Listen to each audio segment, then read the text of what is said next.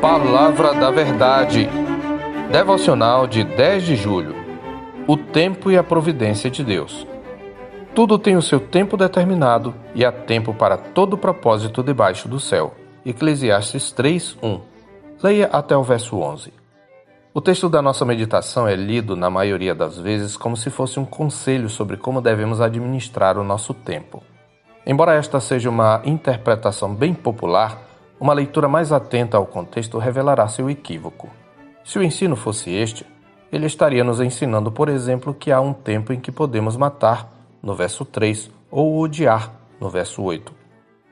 Além disso, teríamos que ter controle sobre o dia do nosso nascimento e programar a nossa morte, pois ele fala de tempo de nascer e tempo de morrer, no verso 2. E ainda se tratasse de distribuir nossas atividades no tempo cronológico, ele falaria em tempo de plantar e tempo de colher, e não tempo de arrancar o que se plantou, ainda no verso 2.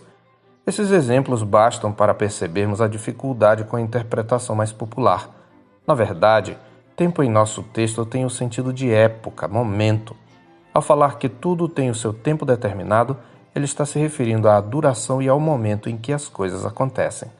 Ele se refere ao tempo de Deus.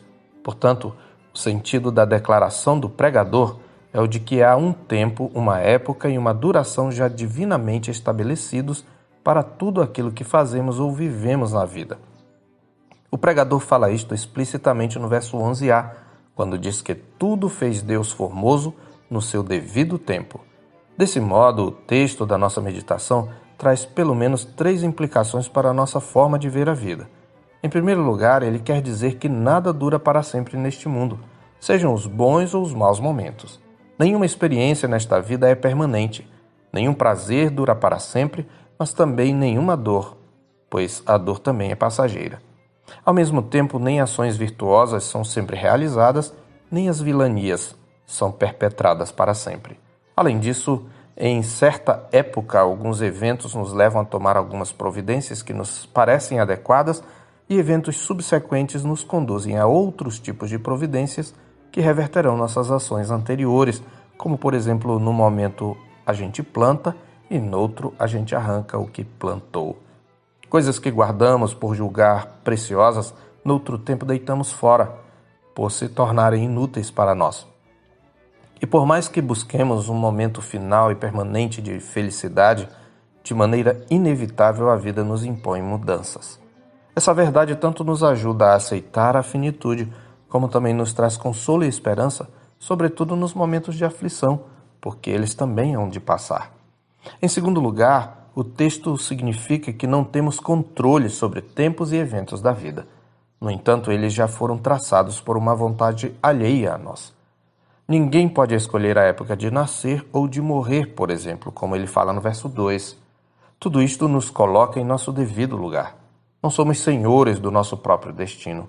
Isto nos assusta porque gostaríamos de ter este controle e insistimos em buscar a imutabilidade nas coisas e experiências deste mundo. Nós insistimos em que nosso dinheiro seja suficiente para nos satisfazer. Exigimos que aquele grande amor nunca sofra decepções e nunca se perca. E todos os dias somos frustrados em muitas expectativas. Em terceiro lugar, nosso texto nos ensina que nossa vida não é regida por um destino cego e impessoal, muito menos pelas leis do acaso. A vida e a história estão nas mãos de Deus, conforme ele diz no verso 11.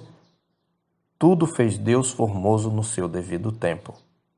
Num primeiro momento, esta verdade nos humilha e assusta, mas pode ser a base de nossa alegria e segurança. Pois essas mudanças, ao contrário do que possa parecer, não são um caos, um ciclo desordenado. Antes, elas seguem um plano magnífico estabelecido por Deus, cuja perspectiva é de que tudo é formoso no seu devido tempo, como diz o verso 11. Mas também Deus pôs a eternidade no coração do homem, sem que este possa conhecer as obras de Deus do princípio ao fim. Ao mesmo tempo, um Deus eterno e providente criou e conduz o tempo, mas ele também nos ensina a nossa finitude. Daniel foi consolado com a convicção de que é Deus quem muda o tempo e as estações. Em Daniel 2:21a, A soberania de Deus e a finitude podem ser, portanto, frustrantes para o ímpio, mas para o crente são um consolo. Pois, da perspectiva da fé, os pensamentos de Deus não precisam ser corrigidos, eles são perfeitos e perduram. Dessa perspectiva, a mutabilidade dos tempos é dom de Deus. Esse Deus que controla os tempos e as estações enviou seu Filho na plenitude do tempo para resgatar um povo por meio da sua morte, como está escrito em Gálatas 4, versos 4 e 5. Vindo, porém, a plenitude do tempo, Deus enviou seu Filho, nascido de mulher, nascido sob a lei, para resgatar os que estavam sob a lei, a fim de que recebêssemos a adoção de filhos. Ele ressuscitou ao terceiro dia e se assentou à destra da majestade nas alturas, e na plenitude de todos os tempos, Deus fará convergir nele, em Cristo, todas as coisas, tanto as do céu como as da terra, como está escrito em Efésios 1:10. Aqueles que, pela fé, abraçaram o plano redentor de Deus em Cristo, não se desesperam com o vai e vem dos acontecimentos.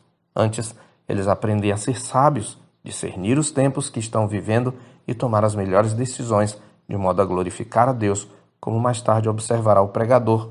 O coração do sábio conhece o tempo e o modo, em Eclesiastes 8, 5b.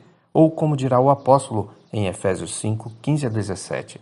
Portanto, vede prudentemente como andais, não como nécios e sim como sábios, remindo o tempo, porque os dias são maus. Por esta razão, não vos torneis insensatos, mas procurai compreender qual a vontade do Senhor. Portanto, a lição prática aqui não é aprenda a administrar o seu tempo, embora este também seja um ensino bíblico que pode ser depreendido de outras passagens. As lições práticas são: aceite a finitude, confie no Deus da providência e aprenda a discernir os tempos. Eu sou o pastor Marcos Augusto, pastor da Terceira Igreja Presbiteriana de Boa Vista, em Roraima. Tenha um bom dia na paz do Senhor Jesus.